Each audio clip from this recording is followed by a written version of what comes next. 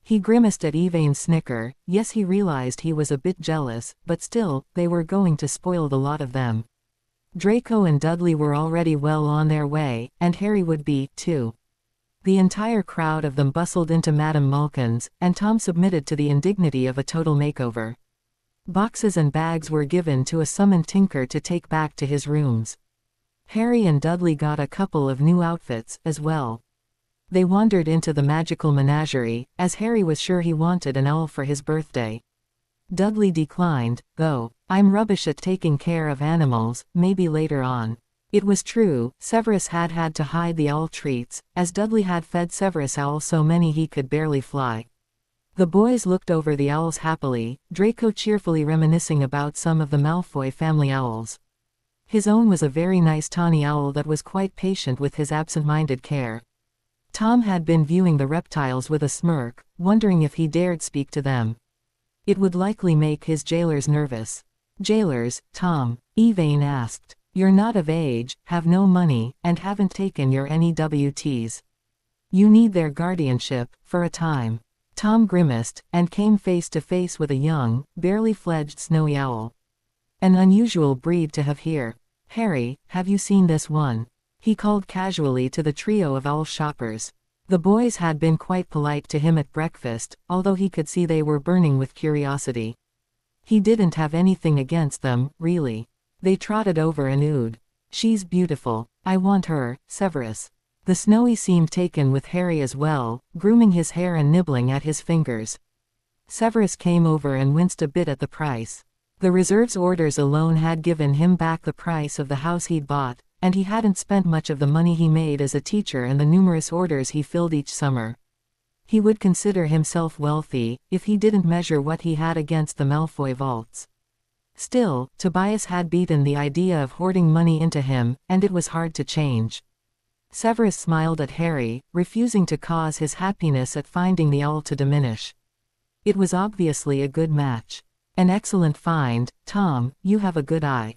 The lad blinked at the compliment, then nodded. Paraphernalia for the owl was bought by Lucius, as his and Draco's gift, and Tinker was summoned once again to take things to Dragon's Rest. Severus hoped they weren't overloading poor Tinker. Dobby, magic was now bound totally to Tinker, and he couldn't make a move or even speak without Tinker's approval, and was confined to the kitchen and laundry, where he was hopefully making himself useful. Tinker had been outraged at Dobby's further insult to Tinker's master. Severus was sure that Dobby would wish his head had merely been placed on a convenient wall by the time Tinker was through with him. They stopped at Ollivander's and shocked the poor man. He stared hard at Tom. "We have met before, young man. And yet here you are now, and already not the same. Even without the dragon guarding your mind, you are on a different path." Severus and Lucius froze, and listened closely. The boys, luckily, sensed they should stay very quiet. Tom glared at him. "How can I be different from the other? We're the same." "We're the same, like identical twins, they come from the same egg, they are from the very same cells. Then they are split, as you were. The moment you parted from the other you became different. With the dragon to guide you, I see a very different person emerging." Ollivander looked a bit creepy, grinning as he was, Tom thought. Ollivander muttered and searched, and finally pulled a box down. Tom could feel the pull even before the box was opened, and he practically lunged for the wand. It was heaven, to feel his magic reawaken, and coalesce around him in sparkling rainbows of color. He smiled at Ollivander, and decided he was okay for a creepy old man. Tom wasn't sure he totally understood what the man had been saying, but Evain agreed totally. He could see Severus and Lucius looking a bit smug. He supposed that this is what they had wanted to hear, as well. Ollivander smiled at him. "The phoenix who gave the feather that is in that wand of holly gave only one other, it is in the wand that chose, he who must not be named." Tom frowned. He really hated hearing that people called him by such stupid monikers. He looked down at the wand.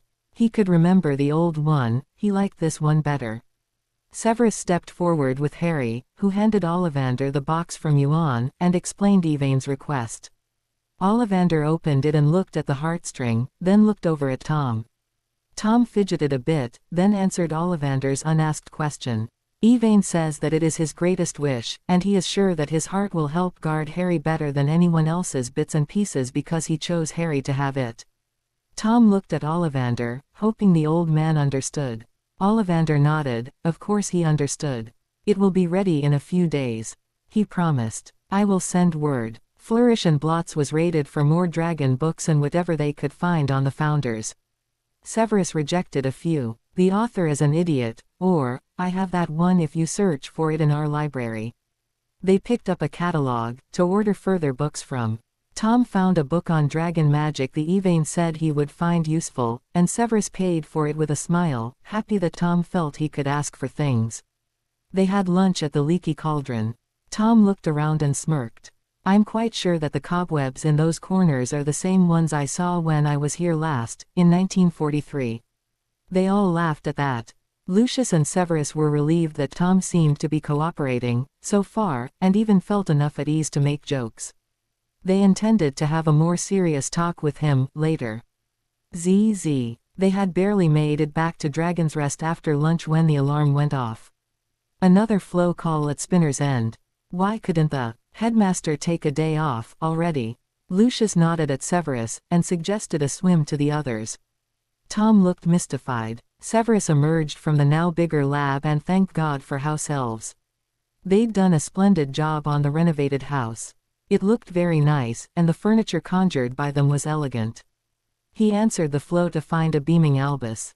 Hello. Just wanted to see if Harry and his cousin could make it to the Weasleys tomorrow, or the next day. They'd like to throw a birthday party for him, and perhaps have the pair spend the night. Albus twinkled at him. I'm afraid tomorrow is Vernon's funeral Dudley is attending, and I'm sure Harry would find a party inappropriate. We plan on a small, family party the next day, ourselves. Severus smiled tightly. Albus' eyes dimmed and his smile was more forced. The day after that, then. The Weasleys have several boys around their age for them to play with.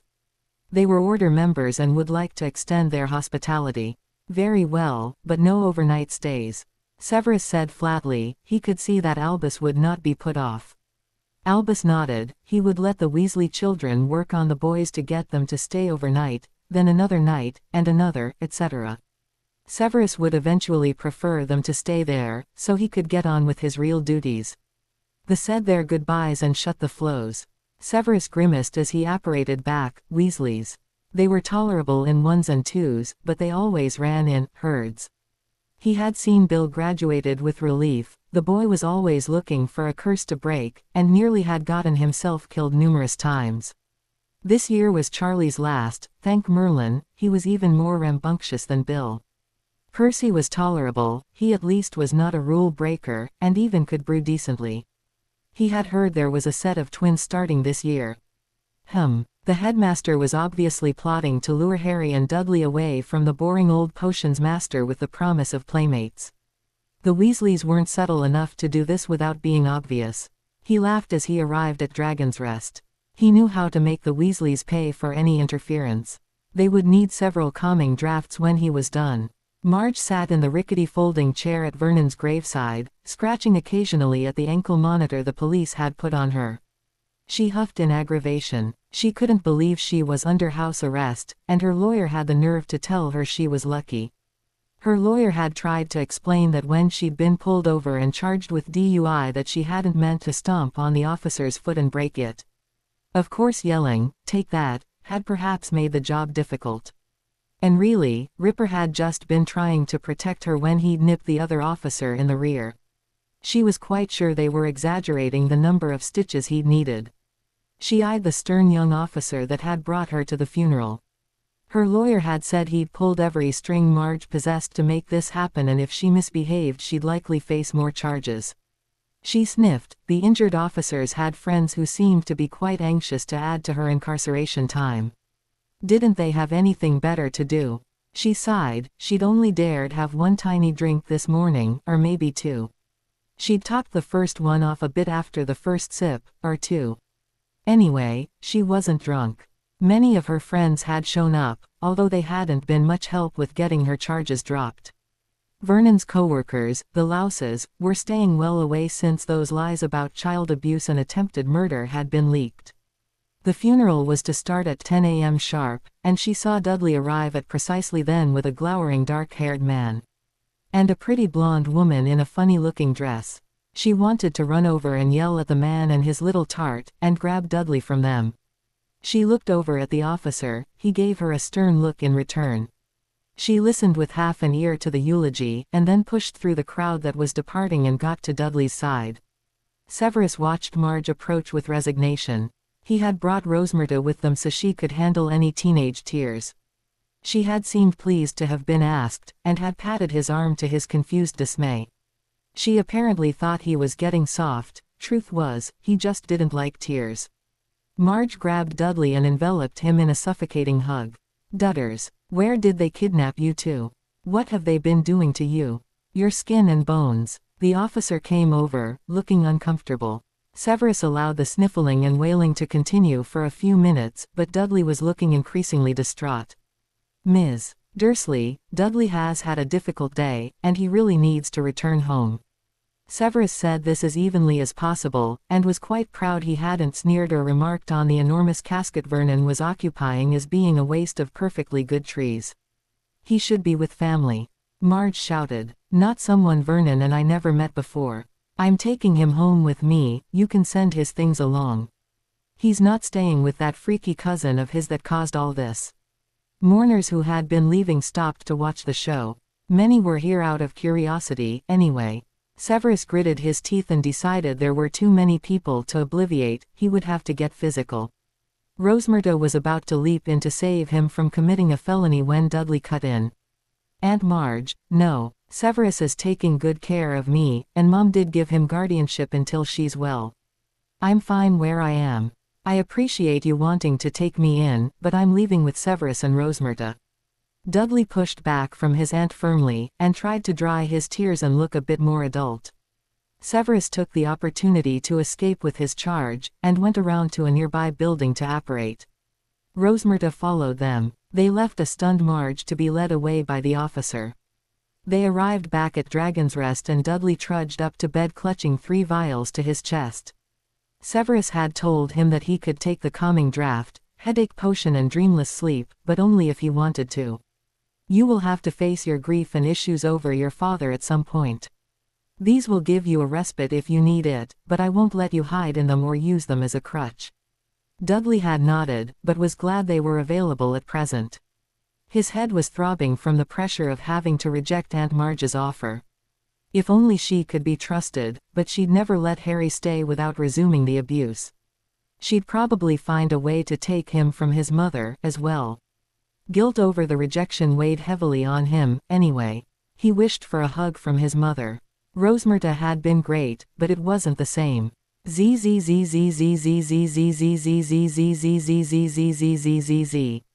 Severus and Rosmerta watched Dudley go up the stairs.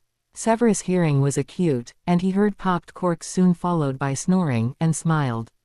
His smile got bigger when Rosmerta pulled him into the library for S. "I've missed you, you know. Do you think you'll have an evening free, soon?" she asked breathlessly. She knew she had to share time with the boys, but surely he could spare a few hours this week. She was quite curious about the new lad. Severus had introduced him as just Tom, with no surname. Severus would never breach protocol that way unless there was something big to hide. She'd been around Severus enough to recognize a sneaky Slytherin plot. She might get more out of him if he was alone and in her clutches. Severus thought furiously through his quickly fogging brain. He'd never had to think about sitters for kids before. Tinker had been able to supervise for a few hours, but now there was Tom to consider. Yvain seemed to have him well in hand, but the bond was still new. "I'll try to get away in the next few days. Lucius can arrange an overnight, perhaps. The boys want to see Malfoy Manor and try flying, anyway." He was immediately rewarded with mooring before she left. Severus changed his muggle suit back into the robes they had been transfigured from. He tossed the heavy robe over a chair, then the heavily buttoned jacket.